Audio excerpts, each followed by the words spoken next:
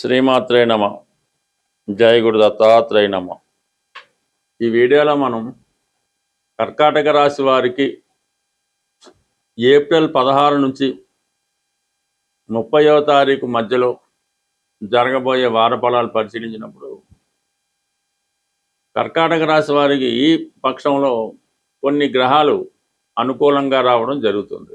దాంట్లో ప్రధానంగా రవి, ధనాధిపతిగా రవి దశమ స్థానంలో ఉచ్చస్థితి పొందడం వల్ల మీ కుటుంబంలో ఒకరికి ఉన్నత స్థాయి హోదా కలిగే అవకాశం ఉంది. వ్యక్తిగత మీకు వృత్తిపరమైనటువంటి హోదా గౌరవం పెరిగే అవకాశం ఉంది. దశమ స్థానంలో రవి దిగ్బలుడై ఉంటాడు.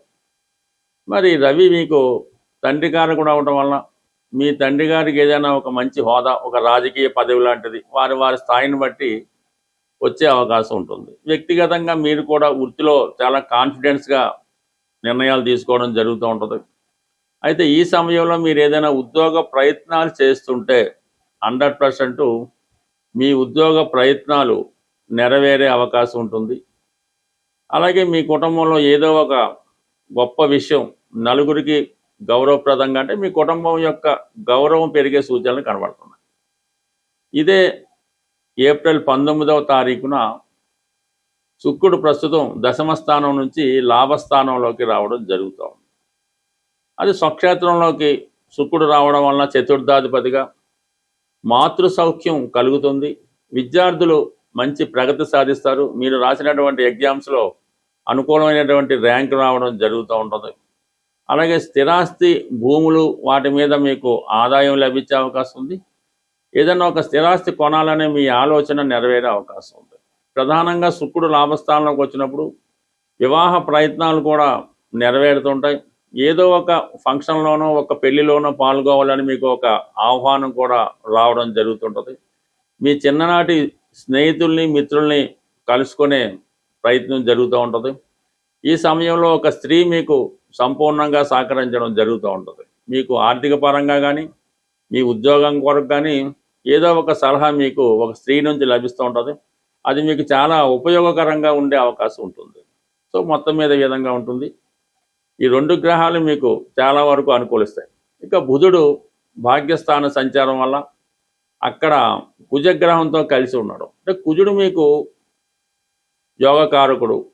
అలాగే దశమాధిపతి భాగ్యస్థితిలో ఉండి అటు శని భగవానుడితో కలియటం వల్ల ఇటు బుధుడితో కలియటం వల్ల ఏదైనా ఉద్యోగం మారాలి అనే ఒక ప్రయత్నం మీకు చాలా కాలంగా చేస్తూ ఉంటారు. ప్రస్తుతం కూడా ఈ ఉద్యోగం మార్పుకి చేసే ప్రయత్నాలు చాలా వరకు ఫలించే అవకాశం ఉంటుంది. సో అలాగే ఏంటంటే ఏదైనా కొత్త వ్యాపారంలో ప్రవేశించాలని కానీ లేదంటే ఏదైనా వ్యాపార పరంగా కొన్ని మార్పులు చేయాలన్న ఆలోచన నెరవేరుతుంటుంది. విదేశ ప్రయత్నాలు చాలా వరకు నెరవేరే అవకాశం ఉంటుంది. అలాగే కొంతవరకు ఆర్థిక పరమైన విషయాల్లో కొన్ని అనుకోని నష్టాలు జరుగుతూ ఉంటాయి. అంటే రావాల్సిన ధనం రాకపోవడం, అలాగే ఏదో ఒక మోసం లాంటి చికాకు రావడం జరుగుతూ ఉంటుంది. అది దగ్గర బంధువులతో కానీ మీకు మీ యజమానితో కానీ మీరు ఎక్కడైనా వర్క్ చేస్తుంటే ఆ బాస్తో కానీ లేదంటే మీ దగ్గర నమ్మకంగా పనిచేస్తున్నటువంటి మీ సహాయకులు కానీ ఏదో ఒక విధంగా మిమ్మల్ని మోసం చేయడం కానీ ఏదో ఒక విధంగా మిమ్మల్ని నష్టపరిచే ప్రయత్నం చేస్తూ ఉంటాం. అందుకని ఎప్పుడు కూడా మీరు ఇలాంటి సమయంలో ఎప్పటికప్పుడు ఈ లెక్కలు కరెక్ట్గా చూసుకోవడం, జీతాలు కరెక్ట్గా ఇస్తానో లేదో చూసుకోవడం, ఇవన్నీ వ్యవహారాలు దగ్గరుండి కరెక్ట్గా చూసుకోకపోతే ఏదో ఒక పొరపాటు వల్ల అది మీకు బ్లేమ్ అయ్యే అవకాశం ఉంటుంది. అందుకని ఈ సమయంలో మీరు ఎవరిని కూడా, అంటే మీ ఇద్దరికి పనిచేసే వాళ్ళని, మీ సహాయకుల్ని, అలాగే మీకు నమ్మకమైన వారిని కూడా కొద్దిగా జాగ్రత్తగా గమనించడం మంచిది. ఎందుకంటే ప్రస్తుతం జరుగుతున్నటువంటి అష్టమ రాహు ప్రభావం వల్ల ఏమవుతుందంటే ఏదో చెయ్యని నేరానికి చిన్న మిస్టేక్ కదా అనుకుంటాం, అది ఒకసారి చాలా పెద్ద విపరీతమైనటువంటి ఇబ్బందికి కారణమవుతుంటుంది. కాబట్టి ఈ సమయంలో మీరు ఈ ట్యాక్స్ సంబంధించిన విషయాలు కానీ గవర్నమెంట్కి లెక్కలు చూపించే విషయంలో కానీ ఎవరికైనా ప్రోనోట్లు చెక్కులు వగైరా సంతకాలు పెట్టి ఇచ్చినవి కానీ అటువంటి ఏవైనా ఉంటే అవి జాగ్రత్తగా చూసుకోవాలి తప్ప నెగ్లెక్ట్ చేస్తే మాత్రం అయిన వాళ్ళు కావాల్సిన వాళ్ళ దగ్గర నుంచే ఇబ్బంది కలిగే సూచనలు కనబడుతున్నాయి. కాబట్టి కొంచెం జాగ్రత్తగా దాన్ని మేనేజ్ చేసుకోవడం మంచిది. ఇక ప్రధానంగా గురువు వ్యయ స్థానంలో ఉండడం వల్ల మరి ఈ సమయంలో మీరు ఏదో ఒక పుణ్యక్షేత్రంలో పాల్గొంటారు. ఏదో ఒక మంచి కార్యక్రమానికి డొనేషన్ లాంటిది కూడా చేయడం జరుగుతూ ఉంటుంది. అంటే గుప్తంగా ఏదన్నా ఒక భక్తులకి ఏదన్నా భోజనాలు పెట్టడం కానీ గుళ్ళో ఏదన్నా అవసరమైతే గుడిని బాగు చేయించడం కానీ, కొంతమంది ఏదో ఒక వాళ్ళ జాతకాన్ని బట్టి ఈ దేవాలయాలు ప్రతిష్ఠించడం, దేవాలయాలు నిర్మించడం అటువంటివి కూడా చేస్తూ ఉంటారు. బట్ ఏదైనా ఈ కర్కాటక రాశి వారికి ఈ గ్రహాలు కూడా ఏంటంటే ఈ 9, 10, 11, 12 ఈ వరుసగా ఈ గ్రహాలన్నీ కూడా ఏర్పడడం జరిగింది. అలాగే అష్టమ 2, 8, 2 స్థానాల మీద ఏర్పడినటువంటి గ్రహాలు కాలసర్పదోష ప్రభావం అంటే గ్రహాలన్నీ రాహుకేతు మధ్య ఉండిపోవడం, అష్టమంలో రాహు, ద్వితీయంలో కేతు వల్ల, కొన్ని కుటుంబ సభ్యుల వల్ల, చిన్న చిన్న పొరపాట్ల వల్ల ఏదో ఒక అవమానం, ఏదో ఒక ఇబ్బంది ఈ సమయంలో జరిగే అవకాశం ఉంటుంది.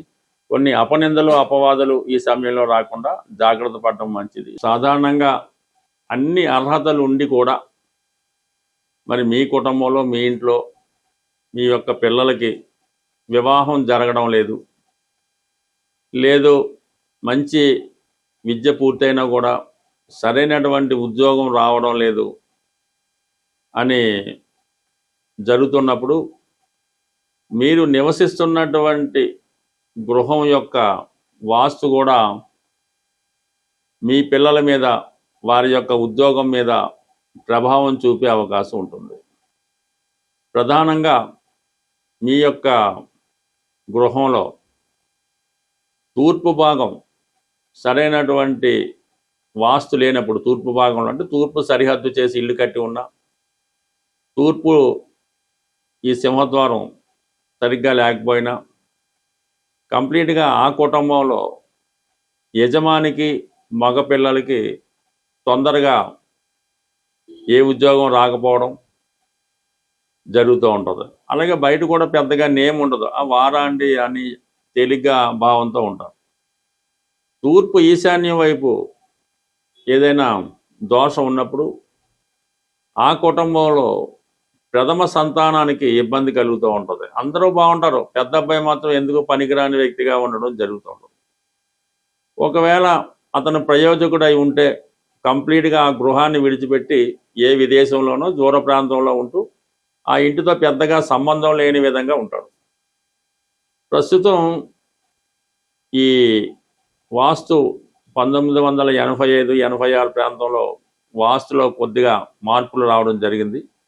అప్పుడు అందరూ కూడా తూర్పు ఈశాన్యం, పూర్తిగా తూర్పు ఈశాన్యంలో గుమ్మం పెట్టడం జరిగింది, లేదా ఉత్తర ఈశాన్యం గుమ్మం ఎక్కువగా కనబడుతూ ఉంటాయి.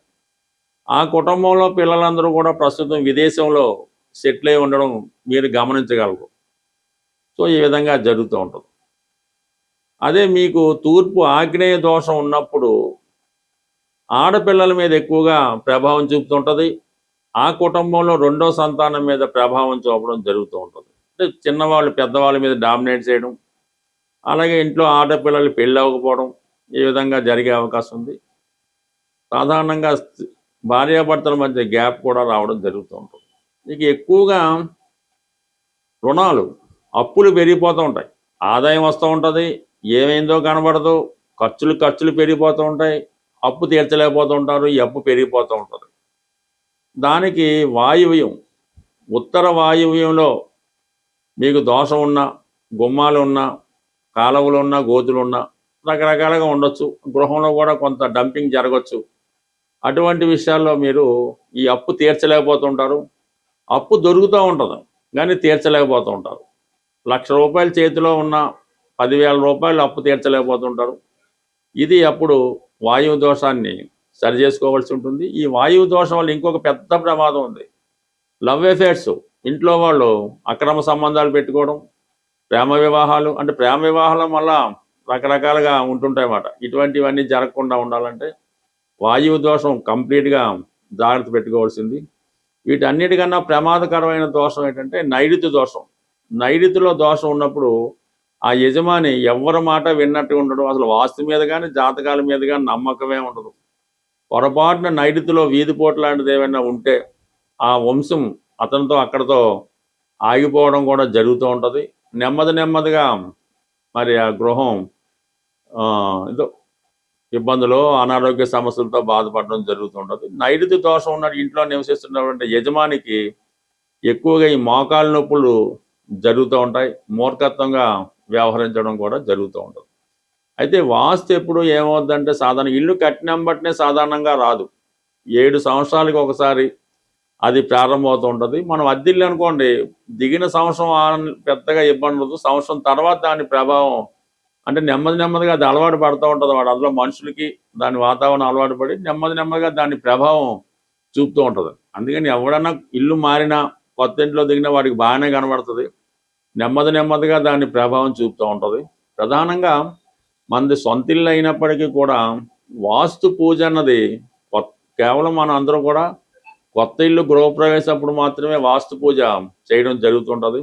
కానీ సాధారణంగా ప్రతి సంవత్సరం కూడా ఆ గృహంలో వాస్తు పూజ పెట్టుకోవాలి.